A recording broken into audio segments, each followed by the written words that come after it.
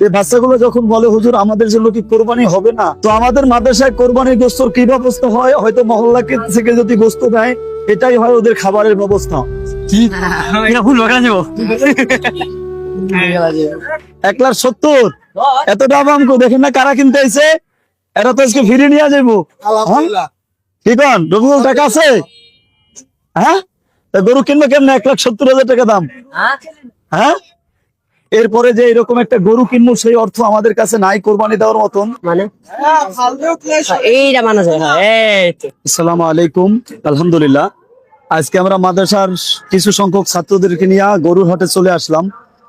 আসলে এই আশাটা নিছক আশা না, এই বাচ্চাগুলো প্রতিনিয়তই বলে হুজুর একটু গরুর বাজারে নিয়ে যান, হয়তো আমরা গরু কিনতে পারবো না, কমসে কম গরুটা তো ধরে আদর করে দেখতে পারবো। তো আসলে আজকে আমরা গরু কেনার জন্য ওইভাবে প্রস্তুতি নিয়ে আসতে পারি না, কারণ এই গরু কেনার এত অর্থ আমাদের কাছে নাই। বাচ্চারা 3 বেলা লিল্লা বোর্ডিং এ খায়, এই খাবার খাওয়াইতে তো আমাদের কষ্ট হয়ে যায়। এরপরে যে এরকম একটা গরু কিনবো সেই অর্থ আমাদের কাছে নাই কোরবানি দেওয়ার মতন। এই বাচ্চাগুলো যখন বলে হুজুর আমাদের জন্য কি কোরবানি হবে না, তখন আল্লাহর দরবারে চোখের পানি ছেড়ে দেওয়া ছাড়া আর কোনো উপায় থাকে না। কারণ একটা গরু প্রায় 1.5 লাখ 2 লাখ টাকা দাম, এই টাকা আমাদের কাছে ওইরকম নাই। মাদ্রাসাটা ভাড়ায় চলে, এই টাকা দিয়া বাচ্চাদেরকে বোর্ডিং এর টাকা দিয়া আমরা এবছর গরু কোরবানি দেওয়ার ওইরকম পরিস্থিতি নিতে পারি নাই।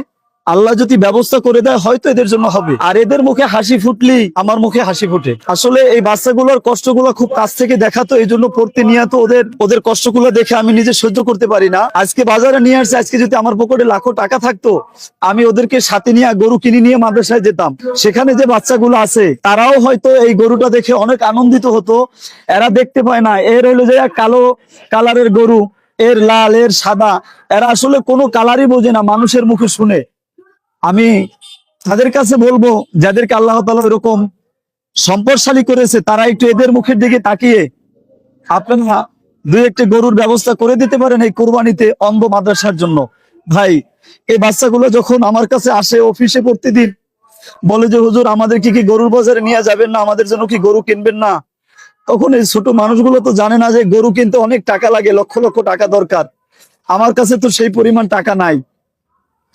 আসলে আমার চোখ থেকে পানি এসে যায় এই বাচ্চাগুলোর কষ্টগুলো দেখলি, যেটা বলে বোঝানো যাবে না। কারণ এই ছোট ছোট মাসুম বাচ্চা এই ঈদে সবাই বাড়িতে যাবে, এদের কিন্তু বাড়িতে যাওয়ার সুযোগ নাই, এরা সবাই এতিম। এই যে ছেলেটা দেখেন সেই নোয়াখালীতে বাড়ি, অনেক দূর, ওর বাড়ি সুনামগঞ্জ সিলেট, বাড়িতে যাবে না, মাদ্রাসায় থাকবে। তো আমাদের মাদ্রাসায় কোরবানির গোস্তর কি ব্যবস্থা হয়, হয়তো মহল্লাকে থেকে যদি গোস্ত দেয় এটাই হয় ওদের খাবারের ব্যবস্থা।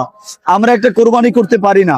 আল্লাহ যদি তৌফিক দেয়, আপনাদের সহযোগিতা আল্লাহ যদি একটা কোরবানির ব্যবস্থা করে দেয়, ইনশাআল্লাহ বাচ্চাদেরকে নিয়ে কোরবানি করা হবে।